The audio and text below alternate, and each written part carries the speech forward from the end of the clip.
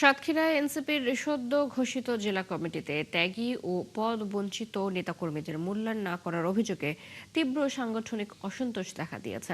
এর প্রতিবাদে পদত্যাগের ঘোষণা দিয়েছেন নতুন কমিটির সদস্য সচিব কামরুজ্জামান বুলু এবং যুগ্ম আহ্বায়ক নাজমুল ইসলাম সহ বঞ্চিত নেতাকর্মীরা। সোমবার সাতক্ষীরা শহরে আয়োজিত সংবাদ সম্মেলনে এই আলটিমেটাম দেন নেতাকর্মীরা। সংবাদ সম্মেলনে যুগ্ম আহ্বায়ক নাজমুল ইসলাম জানান, গত ৯ আগস্ট কেন্দ্র করে ৯ সদস্যের আংশিক আহ্বায়ক কমিটি ঘোষণা করা হয়। এই কমিটিতে ত্যাগী নেতাকর্মীদের অবমূল্যায়ন করা হয়েছে। তিনি সতর্ক করে বলেন, অবিলম্বে এই কমিটি স্থগিত করে পুনর্গঠনের উদ্যোগ না নিলে আগামী ৭২ ঘন্টার মধ্যে সব অঙ্গ সংগঠন এবং সাব কমিটির নেতাকর্মীকে সাথে নিয়ে তারা একযোগে পদত্যাগ করবেন।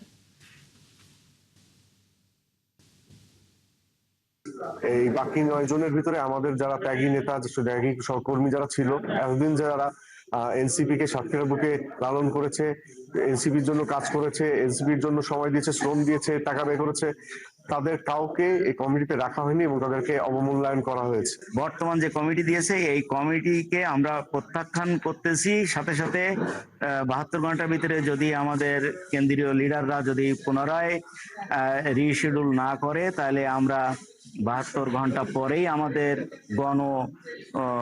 যে পদত্যাগ এটা গণ্য হবে।